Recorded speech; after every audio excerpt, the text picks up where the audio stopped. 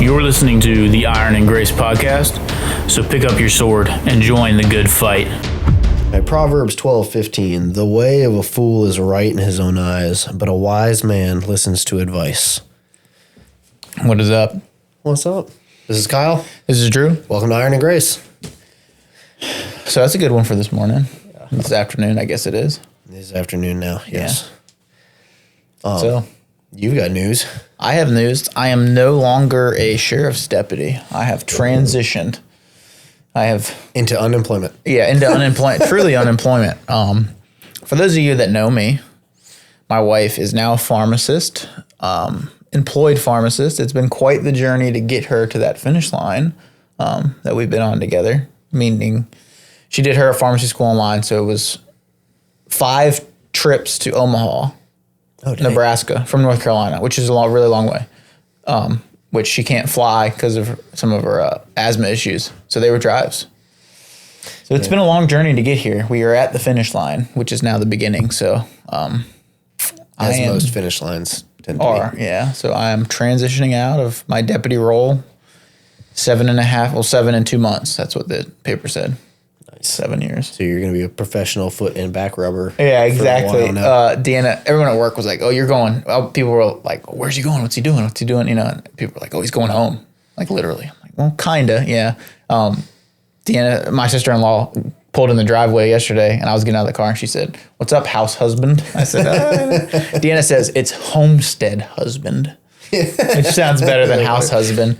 But I'll transition out, and there's a lot of stuff around the house I hopefully be able to get. There's some construction that we want to do to the house, so time-wise do that, and then hopefully kick off a real estate business here in the future. Heck yeah. So in the meantime, you're a total bum. Bum. Stay-at-home husband and podcaster. Yeah, and long hair. Welcome to 2026. Yeah, exactly. And everything about this podcast that we want to teach people. In the 80s, you would start a band. Yeah, there you go. Yeah, hopefully our podcast does better than most 80s startup bands. We'll see. That's the goal. Yep. But it'll be good. I'll have more time to do the podcast, to focus on this too. It'll be exciting, because I want to do that. We want to do that. Yeah. So, but I'm excited. It's a transition. It was taxing. I'm going to be honest. I worked in the jail to start with, and then I transitioned into what's considered court services, which essentially is a bailiff. But it's a taxing profession. It's hard for me to understand how people can do law enforcement. I mean, I think what the jail corrections has an interesting dynamic. Typically people that work corrections for a long time have like higher rates of mental health issues than even people in the military. Corrections is like one of the highest. I mean, that kind of makes sense because you're interacting with people who are not in a good place all day, every day. I think corrections too, like you're in a closed environment. Because that always kind of made me wonder, because I don't see how anybody other than like your standard, I guess, patrol officer, street cop, whatever you want to call it, I don't see how anybody could have it worse than them. But I guess corrections, I think being in the closed environment, and it's like an onslaught almost of not harassment, but just dealing with stuff it's always there, Whereas I guess if you work in the street, there's some level of like, you can step away, but in corrections, you're just always always 100% of the 12-hour shift. What I worked, you were like with inmates. So like it was just a constant thing. I mean, there was good, there was bad, but I think that constant like energy that you were under was definitely probably what causes it, I would think. And some jails are better than, like our jail was, I would say, better than most. I mean, a good jail, a lot of crazy stuff still happens, but some jails, jail is still jail. Yeah, some jails and prisons are really, really bad, But I give police officers that work the street don't get nearly enough credit, the stuff that they see, the stuff that they deal with on a daily basis.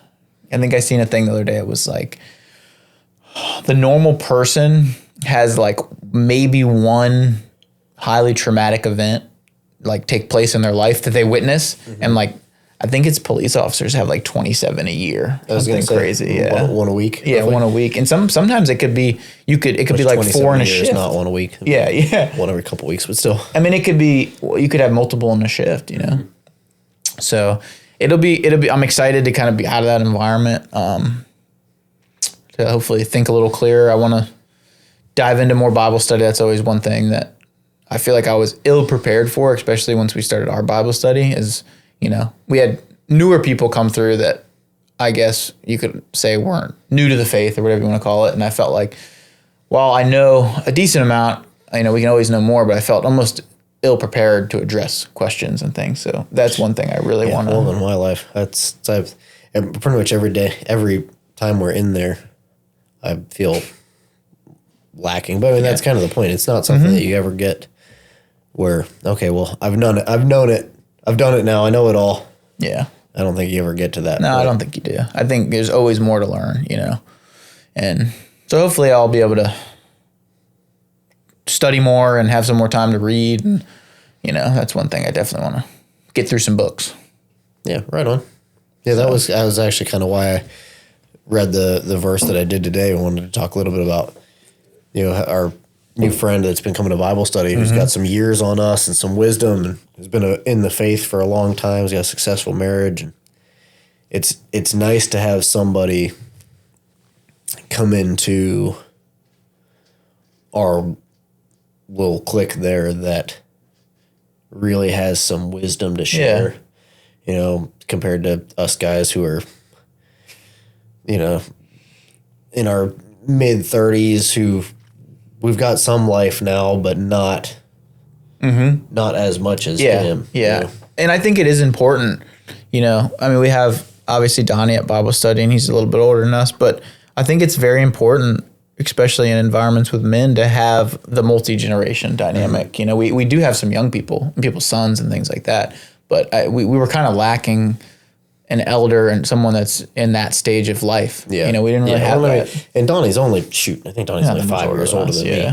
So, he and I are essentially the same generation, but to have somebody who's got 20 years on either of us is really nice. And it's great. I reached out to him for advice a week or so ago. A friend of ours is dealing with some really difficult things, and they're not in the same space as we are faith-wise. And in a lot of ways, they're, I want to give, I want to do this. Yeah. This is what you need. And I talked to him about it. Luckily, I reached out to him for advice before I went and started beating this person over the head with a Bible. And he's like, no, that's probably not the thing to do. And he gave some advice, and I'm like, oh, I really am an idiot. Thank you. And his advice was, it was good. It was wisdom. Yeah. And just having that around is really cool. Yeah, it really has been. And it's interesting too, like coming from, he had a very successful professional career too. So it's like, it's good to have that person that's kind of lived it, and have that advice. And it's funny too, because he's new to jiu-jitsu. So it's like very educated scripturally, biblically, life. And then we leave Bible study to the mats, and you're in my world now. Which it's an interesting like dichotomy of it. It's like he's much more knowledgeable there, but when we get to the mats, we're much more knowledgeable. So open to learn. A lot of people, young, old, indifferent, you get them on the mats, and it's like they ask a question, and you start to explain it. They're like, yeah, but I think it should be this way. It's like, you don't know anything. Yeah, you don't know the letters in the alphabet. Don't tell me that I'm spelling things wrong. But that's true, and that's how people think. I think about life too. But I'll tell a story about work because I can tell. I feel like I can tell them more freely now. I want to do one that's like more about like the crazy stuff that happens, but we'll save that for another podcast. But this is like jiu-jitsu. But on that topic, I won't say him by name, but we have like routine like defensive tactics certifications, which is they're like spin ups. They don't do them enough, but I think you can only do them but so much because certain people I don't think want to do them. So it's like it's kind of get pushed back. But we have them like, what do you think with our department? It's like once a year they would go. It was like you went there the whole day, 8 hours. They would drill some new stuff and like basically go over stuff. And you've got some people that especially working where I worked, having the corrections and like they have the workforce section and they have courts. There's places that you can go in the department where your fitness is not really needed. So people get heavy. Gotcha. People get heavy. They get out of shape. They get sloppy. this guy was kind of one of those people. Nothing against him as a person, but he was probably needed to lose some pounds. And I was doing my jiu-jitsu stuff, and we had kind of finished, and we were just drilling some stuff. I was helping with some stuff, and man, he was stubborn. I mean, he was like telling me it wasn't like, well, I mean, the class of jiu-jitsu is not going to work on me.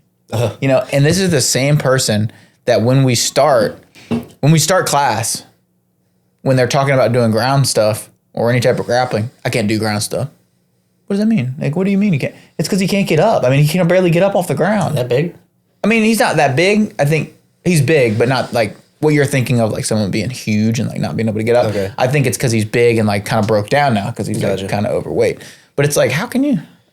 You're telling me that like what I'm doing is not going to work. You don't really get the option to decide whether or not you do ground stuff. And you can't barely get up. And the earth comes. Yeah, you can't even really get up off the ground. Yeah, that's a problem. But you see people like that. And I feel like jiu-jitsu almost like heightens it. Like they think some type of way about their own capabilities. And there's so many things I want to say to this guy. Like, are you Spider-Man? Yeah, I don't know. Keep yourself off the ground. And it's so funny too, because like you'll do techniques and like they're so combative against learning or even trying what it is. And they always have this little nitpick or this little thing. And it's like, you're speaking from a place of knowledge that like, you know something and like, clearly that's not the case. Yeah. Yeah. That's a difficult, because there is a way the way that you deal with that is, okay, well, resist me and I'll show you how this works. Yeah. And like, jiu-jitsu works. It just does. And if you know it and the other person does not, then there's not much they can do. Like, hey, I'm going to handle you like a child, no matter what. There's literally nothing you can do. You push on my face, I'm going to move and get around your arms. Then I'm going to say, then I own your arm. Yeah. Oh, you pull your arm back. Well, then I transition. Now I've got your neck. Like there's nothing you can do. Yeah.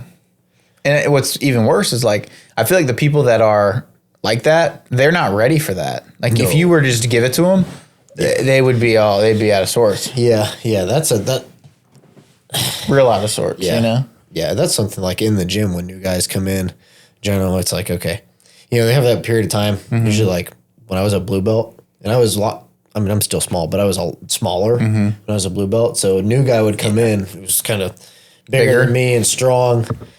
And that was like my thing. I'm like, oh yeah, I'm going to toast this guy. I'm going to toast this guy. And now that I'm older and wiser, you know that's not the proper. It's not always the best. I mean, some people need that when they come in, but you know, now I kind of play a little bit differently and try and welcome them into the environment so they don't run away screaming after their first day. Although I had a guy try and sandbag me on Wednesday. Yeah. Yeah. So I taught class on Wednesday and we had a newer guy in there, which, you know, come to find out, he trained with Donnie and Big Mike back in the day for like several years, I guess. Nice. And he's a cool guy, super nice. I don't know that he did this intentionally, but so we do the first self-defense technique and I go around and I'm helping people and he's asking questions. He's asked all the questions that a brand new person asks. Well, how's this going to work on a guy my size? Like when the guy doing it is my size and when the guy attacking is my size. So I showed him and told him, explained it. And he had a few other questions and, you know, we were talking about, you know, who to roll with and not to roll with. And I'm like, you know, see the big jacked 20-year-old white belts over there. I'm like, maybe stay away from them. Stay away from those guys because they'll hurt you on accident. Yeah. You know, like pick an older guy with some color on his belt. At least if he hurts you, he probably did it on purpose. You know, the odds of it happening are less. He's like, well, I'd really like to roll with you later. I'm like, yeah, cool deal. No problem. Bigger guy, about 100 pounds on me. So we get around to rolling and I come up to him. I'm like, hey man, you still want to get that roll? He's like, oh yeah. I'm like, how do you want to start? You want to start up? You want to start down? He's like, oh, we can start on the ground. Okay, cool. And I kind of, you know, with a new guy like that, I'll just kind of, I'll play open guard. I'll kind of keep him at bay with my feet. Yeah, okay, maybe I'll let him pass and help him work through topside. So I did this with him, and I let him pass, and he comes around to side control, and as soon as he came around my feet and grabbed a hold of me, I'm like, oh. He played me. He played me. And he gets, I kind of let him like all the way into scarf hold, and he got like a headlock on me, and he's just squeezing for dear life. And you can tell like he's done this before. He's in a decent position, and ego took over a little bit at that point. I'm like, not today, sir. Like, you're either gonna kill me right now or you're gonna regret this. Yeah. And I got out and I choked the living crap out of this guy. Like I said, ego got a hold of me a little bit. But I'm like, afterwards, I'm like, so, done this before? Yeah. He's like, oh yeah, I trained with Donnie and Mike for a few years, and then I joined the Marine Corps and did some training in the Marines. I'm like, oh yeah, nice, yeah, got you, yeah, got you. Like, maybe lead with that next time. It is funny though, because like you see that a lot. Like I've had that happen to me there, where like somebody's trained with Donnie, because Donnie's had his gym for a while now, so a lot of those guys come and go. But it is talking about like the different branches of the military. There's like a decent amount of Marine guys that come in there, and like I would say of all the people, like the different people that come in, those guys like they usually can scrap. Maybe it's just the Marine Corps way. I mean, like I work with some Marines. Yeah, I mean they mean what they say, because like I work with some guys that are Marines and they're older now, but you know, seeing some of those young cats come into the gym that are like kind of, I mean, they're in pretty good shape, and like they might not know jiu-jitsu, but like they can scrap. Yeah, remember that guy Matt that came for a little while? He was like 6'4", 240 with abs. Yeah, that was like, a big holy dude. Crap. That was a big dude. Yeah. I think he had wrestled maybe. Is that the guy you're talking about? Yeah, he wrestled like in college. That was a big dude. Scary. Yeah, he was big. And he was all about, he was, a lot of energy. Yeah. Wish he was around now to roll with Jameson. That'd be a good scrap. He could hold Jameson energy and physicality at bay. Yeah, he could curl Jameson. Yeah. But I mean, it's funny that this morning, rolling with the guy we were just talking about, it's like because he was kind of asking me like, when we roll, what do we do? Like what? Like I get what to do, but like it's awkward for me right at first, you know. So I was helping him and showing him like kind of what's the goal here when we start rolling on set, because Saturday's open mat. So for those that don't know, we're basically just sparring, live rolling or whatever. We're not teaching. And it's funny because I was like, your main goal is to like pass my guard, like essentially get around the legs, and for his age, I think he said he was 65, maybe older than that. I don't know. He looks really good for 65. He's in great shape. He moves great. Freaky strong and fast. I was like, oh. Yeah, he's done a good job. It was just like that. He was able to shuck my legs, and he came to side control, and I was like, that guy moved way faster than I thought he was about to move. You know? Like, I gotta, you know? But, yeah. So, hopefully my jiu-jitsu will get, speaking of leaving work, hopefully I'll train a little bit more. Maybe my jiu-jitsu will get a little better. Yeah, exactly. I've been bad about for showing up during the week. I'm open mat, I'm good. But that's like the classic, you know, come and roll and don't come to class. So hopefully I'll be more consistent actually at the classes that matter where you're learning stuff. Yeah. Well, now if you don't, I can give you a hard time. Exactly. I'm a house husband in at home. What her schedule is going to be? Is she going to be getting home later? Or? So it depends on what. So there's a morning schedule, a mid schedule, and then a late schedule, which the latest is 11. So I think what I'm going to do is just coordinate it with whatever days. Like if she's working late or whatever, I'll probably just come to Hertford. Hopefully train out there more. At least get 2 days during the week. Heck yeah. Which, because Hertford's, it's not about 30 minutes from me. That's what it is from here. Yeah, so it's not too bad. And I like coming out there. It's a smaller group. So that'll be good. Very cool. So hopefully have time to fix the things around the house that I can fix. I may need construction advice, as you saw when we built this place. I didn't know. Fine. I did okay. So we were putting in outlets. And I've put in some outlets. Like I'm fairly handy. You can tell me what to do. Receptacles. Yeah, receptacles. See, there you go. This is why I need your advice. And we're putting them in, and wherever, I was clearly confused at how the wiring attached to the receptacle, because I was doing it wrong. And I was like, Kyle. I don't remember, what were you doing? The little screw on the side, I'm probably going to, all the guys that are construction are like, this idiot. The little screws on the side, like the wire basically wrapped around it and you screwed it in. Yeah, right. There was a gap above that. And I was thinking, because whenever you did the first one, I didn't interpret what you were saying correctly. I was thinking that it was the type where you could feed the wire in and it kind of like compressed on the wire. Wasn't the case. So I was like trying to get that wire in there, and I'm looking at you over here, and like this is the first time I've been out here. It's like, I'm like nervous, right? Because we didn't know each other as well. And I'm like, I'm going to look like an idiot. Kyle did like, you'd done like 6 or 7 of them. And I'm over there like, and I remember you had like one of the wire snips, like the one, the stripper. And you were like, you want this stripper versus the just regular snips? And I was like, yeah, give me that. I was like, dang. Yeah, I prefer those. Yeah, let me get those ones, right? I was like, Kyle's done with like 8 of them. I'm like, I'm almost done. Yeah. But I appreciated the help.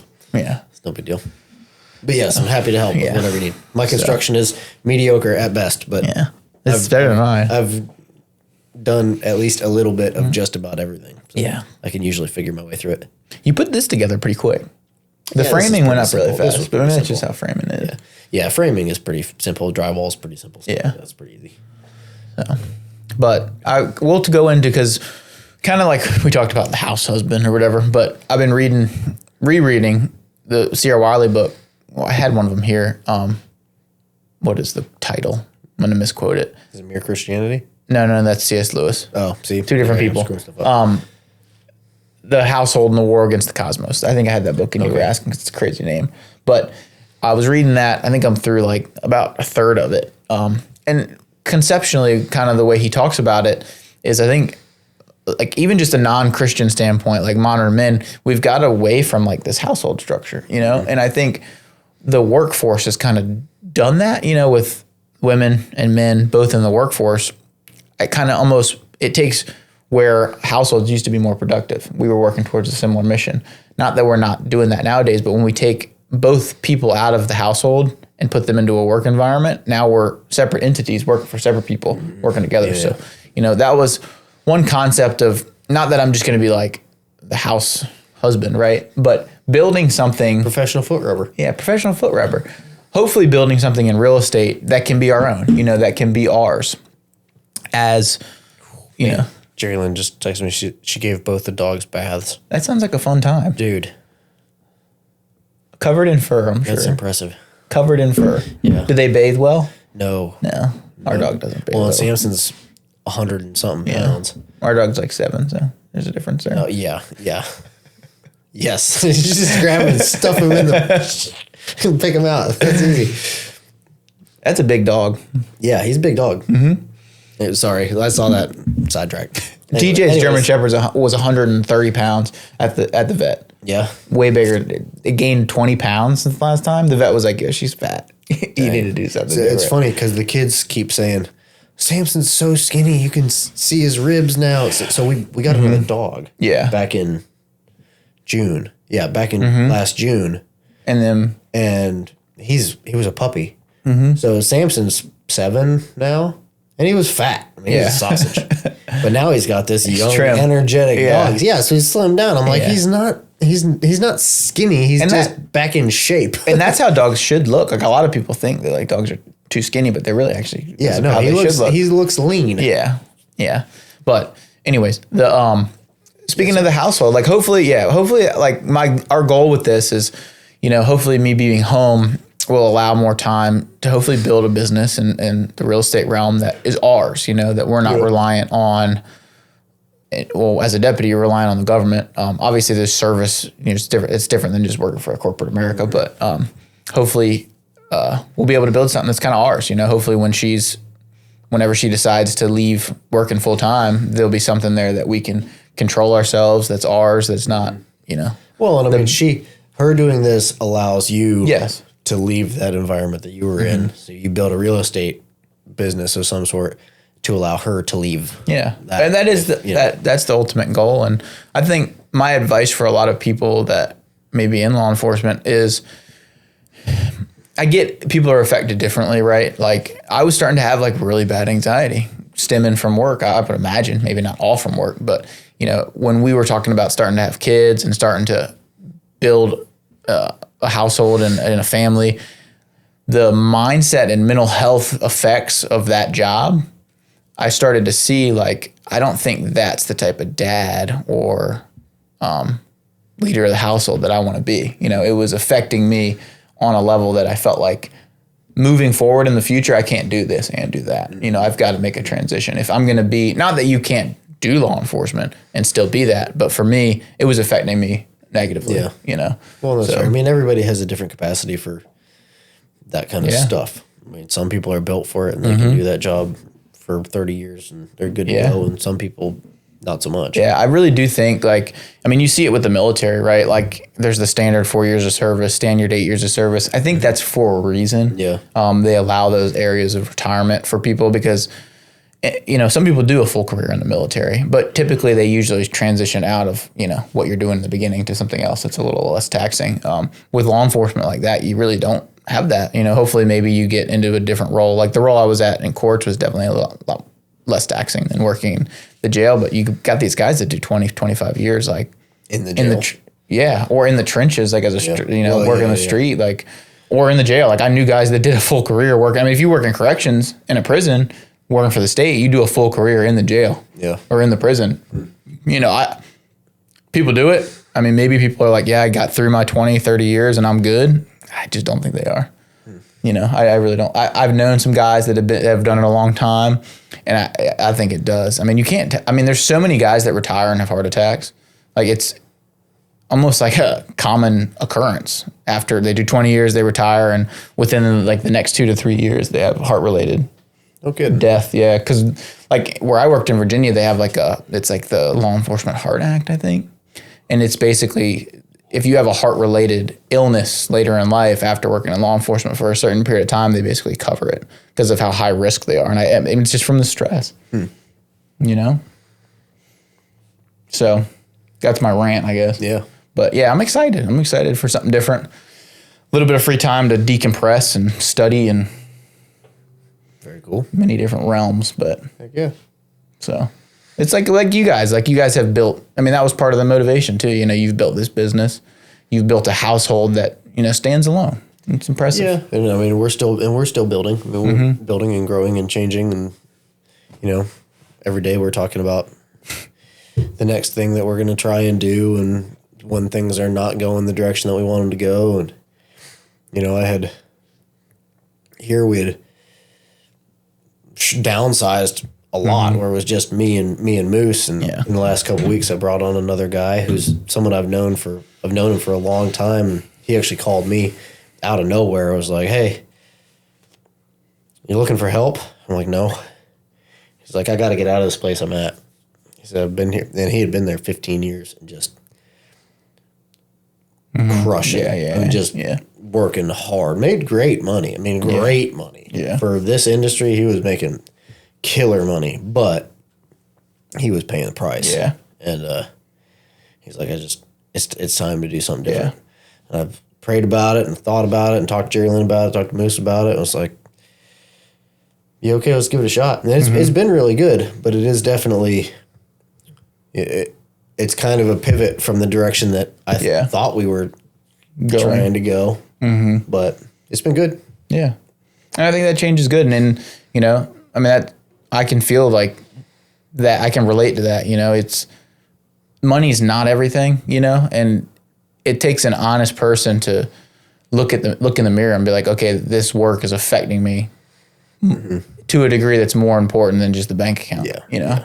And that's kind of part of the decision that I made too. You know, there was other logistics that involved with it too, you know, as far as family goes and stuff. But I think it takes a lot for somebody to make that decision, you know? Yeah, for sure. Yeah, I mean, you can, and as I told him when we were talking about like kind of, I know some wealthy people that are really, really miserable. Yeah. You know, and you can't buy your health once once you work it away and it starts to affect your health, then all the money in the world doesn't matter. Do you a whole lot of good. I mean, you can buy better doctors, but ideally don't need the better doctors. Yeah, it's true. Yeah. That's the hope, right? Yeah. Yeah. So, and Kyle's going to try to get me in the gym and outlift me. Yeah, I've been bad this week. I lifted Monday, I think, but I haven't been back in there since because I've just been going and going and going and going and going. I meant to lift this morning, but I got here and I had to just get to work because I got stuff to do. But hopefully tomorrow I'll get a good lift in tomorrow. And I say try to outlift me, not because like I'm stronger than you, because you got to get me in there first. For sure. You know, I'm gonna dodge it that way. That's my way around. We'll get you in there. That's how my way about I can outlift it. I do. I need to get back in the gym though. I do. I haven't lifted since I started jiu-jitsu. Really? Oh yeah. I mean, I did my workouts, I had my whatever you want to call it. Thing? Yeah, not my new house husband workout. Yeah, at home. We can get you some yoga pants. Yeah, some Pilates videos. Yeah. What was the one my wife did? What was the Peloton videos? Some of them are good. They got this one lady on the Peloton video. I can't remember her name. Because her and my sister-in-law were doing them like in our living room. And because they have the Peloton, the bike, and then there's like all these, when you get the membership, there's like all these other stuff that comes with. And these were like the at-home workout videos. Okay. And this lady, I mean, she was in really good shape and they were doing like calisthenics. But like as the weeks progressed, as they were doing it, the lady was pregnant. Oh, wow. And she was like pretty pregnant and doing these like ab workouts. I was like, I can't even hardly do these ab workouts and get through the workout.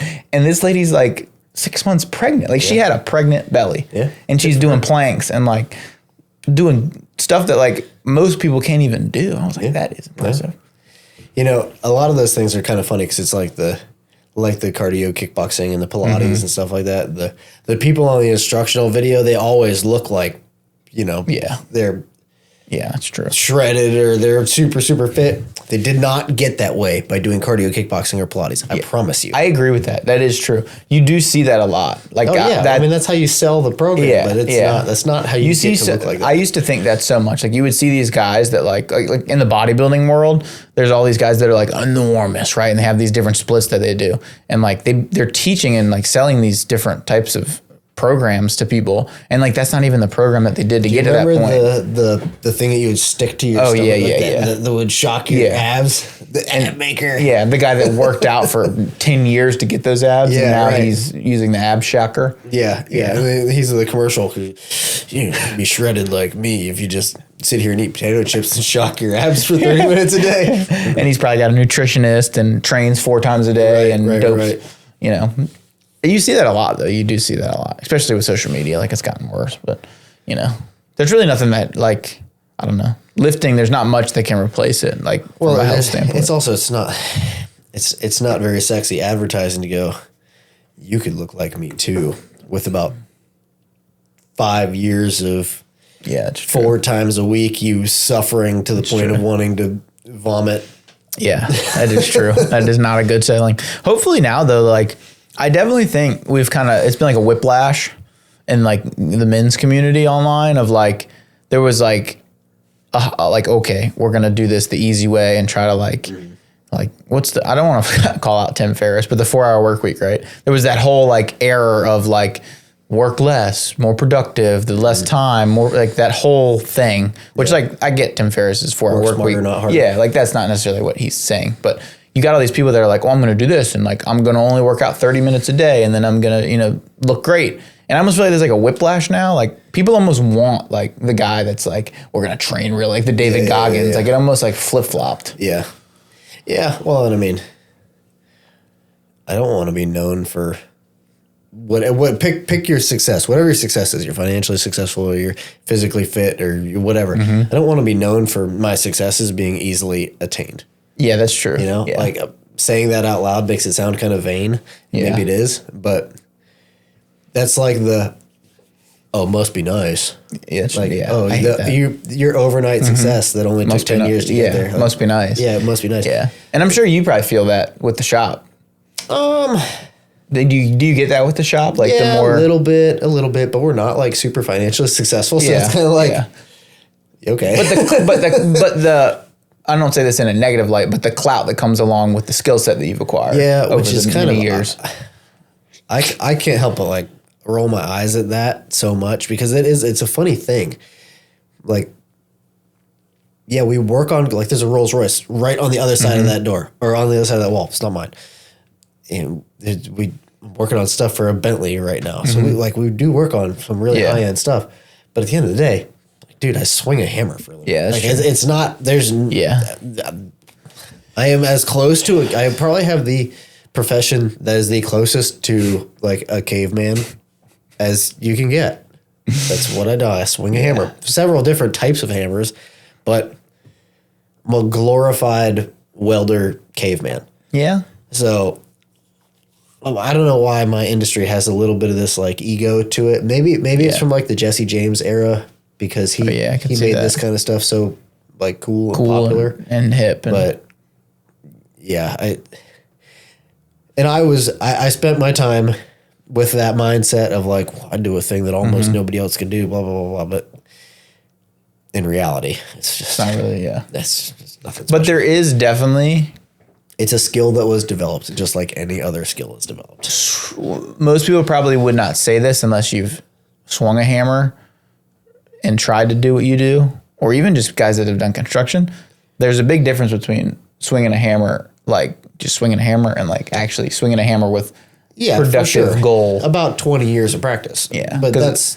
We learned real quick. And I was one of them at Mateo's thing. That was really fun. Swinging a hammer is not... Everybody doesn't swing the hammer the same. This is true. But I mean, again, any skill set... Yeah, it's going to takes time. It just takes time to develop. You put me in any other industry where I don't have a couple of decades of practice, and I'm going to look like the new guy just like anybody does, you know. Because I'm telling you, that I hit that thing a couple of times, I was like... My forearms are smoked. I can't even hold the hammer no more. Yeah, well, that's where you know where them grips come from. Yeah, exactly. Yeah. So, but that's the goal. That's the goal with the transition. And like speaking on that topic of like, I think it's important in marriages, especially when both spouses are working. It's important even if you're working separately. You know, somebody's working at corporate A and somebody's working at corporate B. It's important to like stay on mission. You know, the household's the center of those jobs. You may be productive outside of the household, but it's important to make sure we bring that inside the household and that we're working towards a similar mission and not getting separated based on our careers or work. And, you know, Jerry Lynn and I were kind of discussing this a little bit earlier, not anything to do with career-wise, but some of the mental health stuff that specifically that women deal with. And if she's in a full-time job and I'm in a full-time job, it's hard to care for each other. Yeah, you're right. Way, you know, because I get home and I'm fried. Like last night, I worked here till 8 something last night. Anyway, it was a long day. I was whooped. And I got home and I was like punch drunk, vibrating, and I'm hungry and I'm a little grumpy, and she's able to. She sees that and she just cares for me. Yeah, you know, she's like. She's taking care of the kids. She's getting dinner together. Like she let me get a snack and just exist for a minute. She wasn't berating me or, hey, I need this. I need to do this. She's just like, I can see that you're frazzled and exhausted. Come down off your, you know, high and then I'll be here. But if she's like that too, it's a whole lot harder to like. How am I going to do that for her when I need that? You're myself? Both burnt out. Yeah. So if you're both in full-time careers, I would imagine you got to put some extra effort into making sure that you are caring for your spouse's mental needs. I mean, that's a real thing. Yeah. Especially, and maybe some men deal with this too, but you know, women, especially with the hormone thing and the hormone cycles and the way they go through the month, and you've got like a week or so of high, really good mood, and then a week where the hormones shift and they deal with borderline depression and you know all the things. And we've had these discussions with several of our other female friends, and I guess that's pretty damn typical. It's really very common. It is. So like it's important for me to be there to help care for that. And I think that's true. I think there's been a lot of, and that could spiral into a whole different discussion, but there's been a lot of things that have come out of the two working, what do you even call that? Both working households, both spouses full-time working. There's been a lot of consequences that I just don't think people really think about. That being one of the, I would say, primary consequences of, you know, if y'all are both working outside the house for 8 hours a day, it's hard. Like, I mean, when is there time to tend to each other? And now we're both coming home tired. And then you think about the things around the house, you know, it's hard. It's very difficult. I mean, you have a lot of kids, so Jerry Lynn doesn't work at a job, but there's a lot of responsibility that she has at home. Working, I mean, if not more than if she worked at a job. Probably considerably more. Yeah, so, and the consequences are much higher. Yeah. So it's like, I don't know, they've kind of hijacked the household and it's moved in a weird way. I remember in the book I don't know if it was what book, I think it was the Wiley book. He was talking about like the Industrial Revolution, and prior to that, most households operated and worked towards something. Like, well, they were a blacksmith, they were a butcher, they had some type of skill or role that they served, and usually both spouses still worked towards that. The wife worked towards something. The husband did. They all had different roles, but it was for the same output, I guess. And children, once they were of age, started doing that too. They started working and participating in whatever the household service was. And probably, like you said, about the time of the Industrial Revolution, the product that the family started to make together or feel like they had to make together was just money. Yeah. Well, yeah. Yes. So, the goal is just to make as much money as possible. So if we're working together for that goal, well, of course you're going to go work and I'm going to go work. But outside of that, like you said, where it's this is the family business. This is what we do and produce together. We're not producing things together anymore. No. So we don't have the shared. And that, I do think, and that he hits that in the book too. There's a lot of team building. I hate to use that term, but bonding. That's pretty good. Bonding that happens when you're working towards something together. When you're working with your spouse on something, there's a lot of bonding and deepening of your relationship that happens, that when you're both working a separate role towards separate things, a lot of that type of stuff does not, you don't have that same level of bonding, and your relationship develops in a different way, almost in like a different direction, I guess. That's kind of the way it feels. But the topic of the Industrial Revolution, it was interesting because obviously the whole child labor thing happened during all that. And a lot of that happened because it wasn't necessarily like, oh, we're going to get cheap labor. A lot of children were already helping the adults of a household do whatever they did. So now dad's at the factory. Of course, the son's going to come to the factory because that's what they were doing already. They were running their business together or whatever, and the kid helped. Now the kid's helping dad at work because that's the natural order. You come, you help, you learn. And now we've got these kids working in these factories, and it's like, oh, well, we can pay him way less, Yeah, and then or something happens to dad, and now dad's at home, but the kids, it's, which obviously that was a terrible thing that happened. But I'm all for child labor. Rose is working at the shop now. That's pretty awesome. Just one day a week. One day a week. Rose, for everyone that doesn't know, is 6.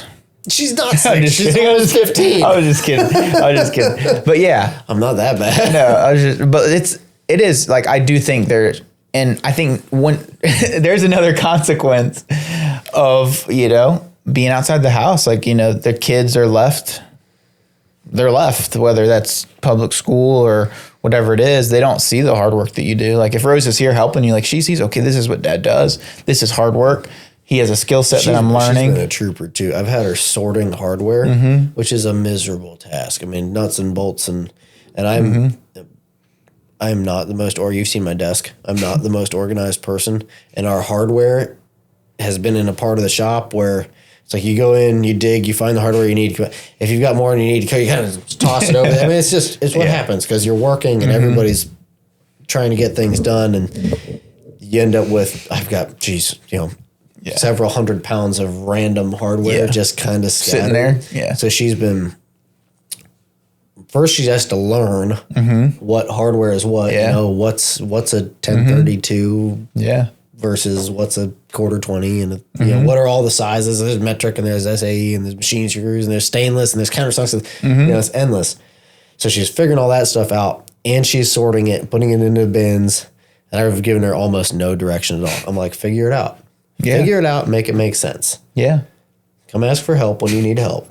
And she has not complained. She's just doing it. And when her eyes go cross-eyed and she needs a break from that, she's cleaning in the shop or helping with whatever. That's cool, though. She's doing great. She's doing great. I had her working on a piece for that Bentley the other day. I sent a picture to my buddy. I'm like, first car this kid gets to work on is a 7-figure car. Pretty cool.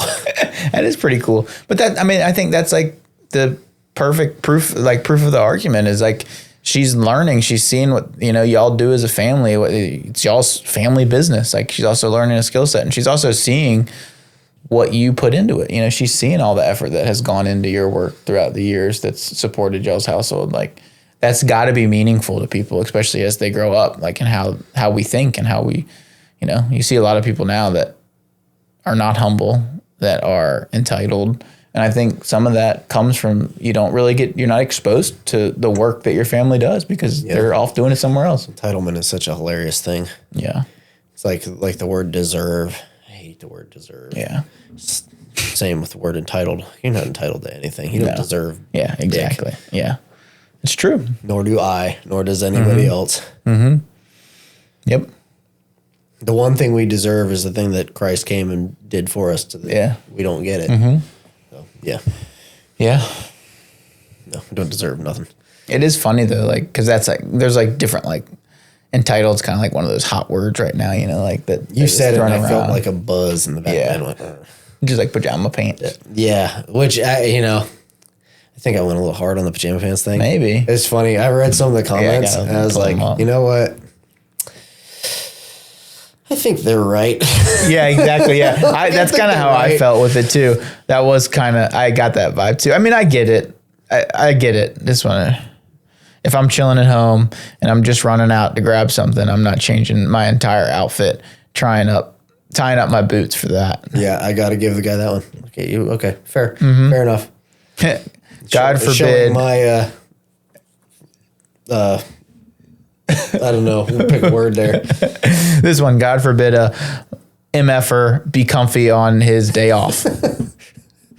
I mean, I'm still going to be annoyed by it, but it's obviously a me problem, not a you problem. Yeah, it's clear. It's clear. It is weird though, because like maybe it's like textiles and the clothes we wear are just different nowadays, but that didn't happen back in the day. Because I don't care. Like, talk crap, poke fun. I'm totally good with it. I'm all about it because I'm probably going to do the same thing. And I was thinking about it, and I was thinking back to when I was a kid, and like, you know what? When I was 16, and this would be revealing, but like I was a punk rock kid. Mm-hmm. So like I had black cowboy boots and skin tight pants and long black hair and like all the skater t-shirts, the studded wristbands. Like I thought I was so cool. Well, I don't know if I thought I was cool. I thought I would piss people off. Yeah. And I was right. This scrawny little, punk ass kid. But I was thinking about that as I'm reading through the comments, and I'm like, oh man, I'm such a horrible hypocrite right now. Like, shut up, Kyle. Yeah, they have pajama pants. Sorry, Kyle had waist long black hair. It wasn't that long, but it was down like, it was pretty long. I'm impressed with it. It takes a long time to grow your hair long. I forget how long it took me to grow it. Several years. And now I'm freaking bald. So God was like, "Oh yeah, we're gonna teach you a lesson." Yeah. We were talking to one of the girls at the gym the other day. Jerry Lynn and I were like, when I went to I went to like a technical college. Mm-hmm. Like when I went to tech school, I had a 6-inch tall mohawk. Did you really? Mm-hmm. What did you put in it to keep it stay up? Beeswax. And you just put a lot in it? Is that how it stays up? Yeah, it would kind of like it'd stay up for a little while and start to flop. Nice. It didn't last. We're gonna have to get pictures of that. I don't think I have it. I don't know if I have any pictures of that. You knew even then that there should not be pictures taken of this mohawk. Well, it was also that was in the year 2000. Oh, you really wasn't. Yeah, no cell phones. Really, not a lot of cell phones. We had cell phones, but we didn't have cell phones with the cameras on them. Like now. Yeah, so that's true. We had disposable cameras. Yeah, where you actually had to get film developed. I remember that era too. I remember like the Sam's Club, the Walmart. You'd go to get your photos. Mm-hmm. It's like the running joke though. Like imagine the things that those people seen that developed them photos. Oh, I know. I can only imagine what probably made it into them. Photo places. Well, and I had that thought. Like, what if you and your wife want some exciting pictures? Like, you can't develop them yourself. Yeah, right. You want the dude at Walgreens to develop your picture. You go to pick your pictures. He's got the biggest smile on his face. That's like thanks. That's like the script for a horror movie. I don't think they're supposed to develop pictures like that. No, but they would have to. But here's my thing. I worked in law enforcement, and that's like a setup for a horror movie. Some creepy guy working at the Walgreens photo booth, and he's going through every photo and like that's the setup. I mean that. Yeah. Should he be looking at the photos he develops? Doubles of these. It's yeah. I'm giving everybody serious. Well, I guess nobody gets pictures developed at Walgreens anymore. So, not really, unless it's a very specialty thing. Everybody's got Shutterfly, or something like that. Now it's like I feel like the modern equivalent to that is like when people are like, "Oh, check out this photo on my phone," and they're like scrolling through their feed and they're like, "Oh, sorry," or something like crazy picture in there. You can have hidden photos, which they're still on the internet, even if they're in a hidden folder on your phone. They're still on the internet. We had this is on topic but off topic. Yeah, that was a detour. I mean, we were kind of done talking about our topic anyway, so now we're rambling. But we had a lady at court because they can't bring their phone in, but if they have evidence on their phone, they can go out and get it, and then we walk it in. But we have to kind of keep a firm watch on it. And the girl's bringing up the pictures of whatever evidence she had, and her camera roll was bad. And she's just scrolling through it right there in front of everybody. No big deal. No big deal. Didn't care at all. At all. Like no current. I was like, what the heck you got going on here, lady? Welcome to the OnlyFans era. That's true. But I guess if people are out there putting it on OnlyFans, they definitely don't care if some random person standing behind them seeing their photo album. Yeah.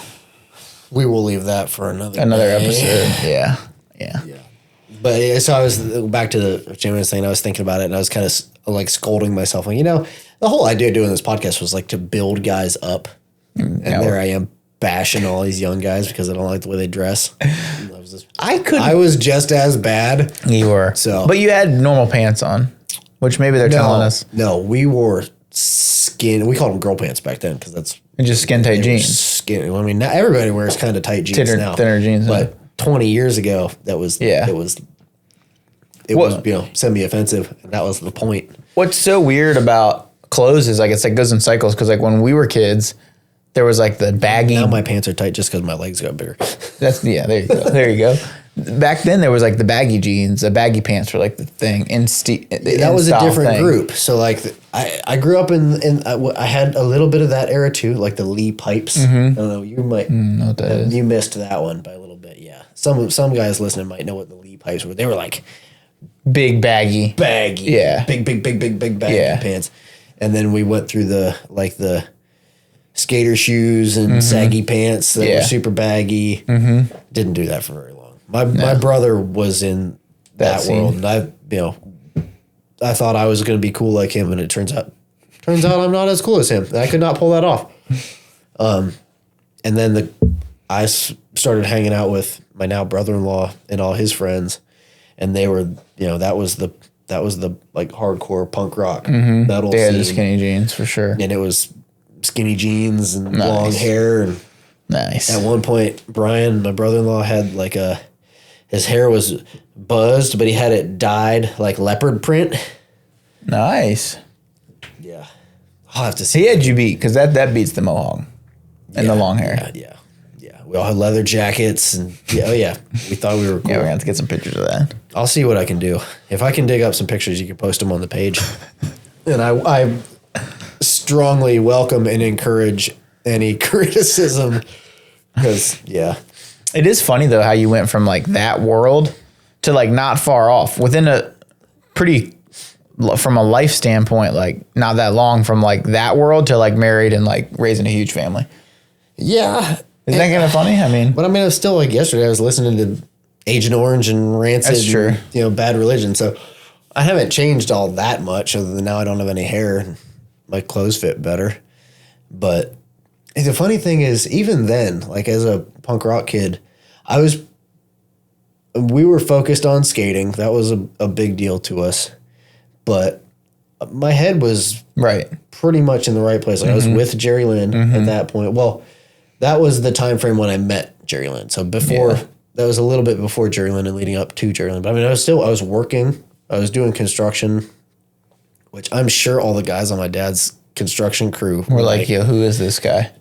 Dude, is your kid okay?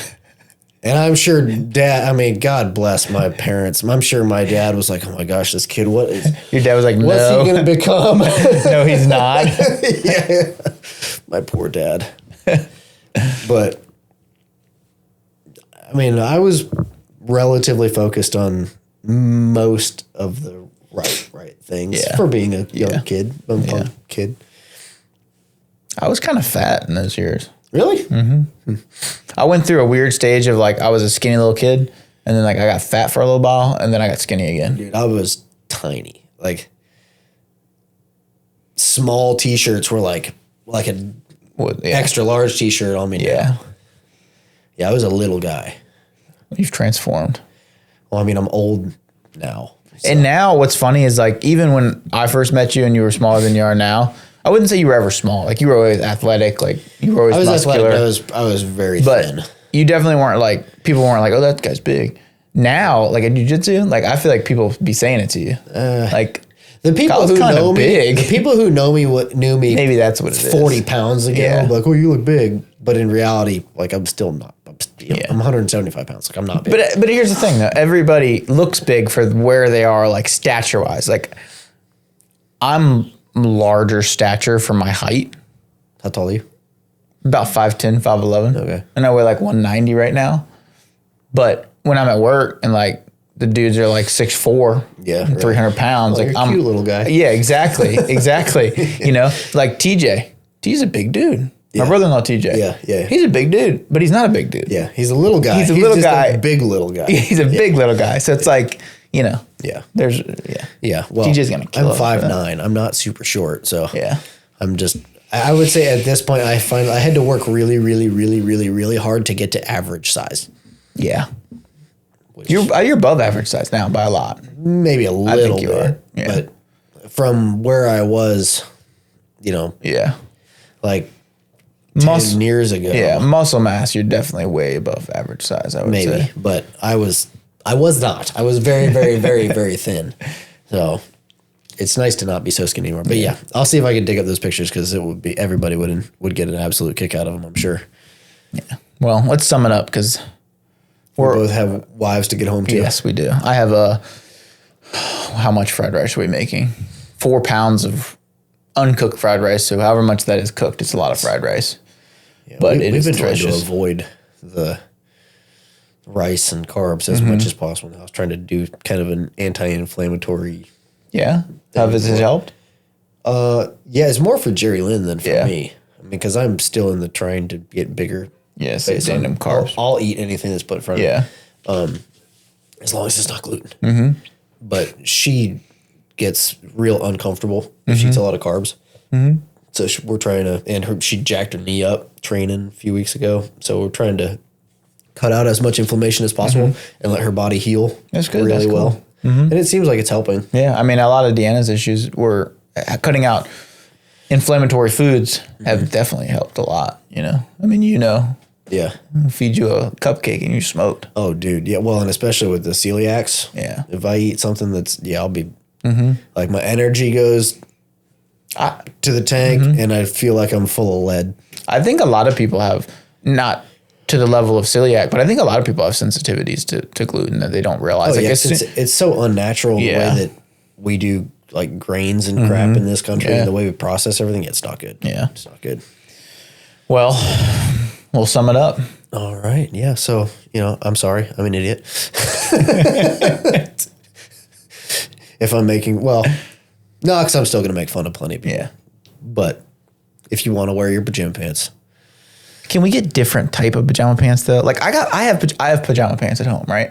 That my brother got me for Christmas. It's like they're very classy pajamas. Like he got me the whole set. They're like J. Crew. I would never buy those. They're very nice though, and I was very thankful for them. But they're like one tone. They're like cotton pajama pants, but they're like a slate green. And I could wear them, and like they wouldn't look that weird out. Like, can we get that's what I want. I want pajama pants. If you're gonna wear pajama pants, just wear normal pants. Like I don't need Homer Simpson on your pajama pants. Maybe the thing to do, the advice that everybody should actually take, is to not take fashion advice from us. There you go. That's good.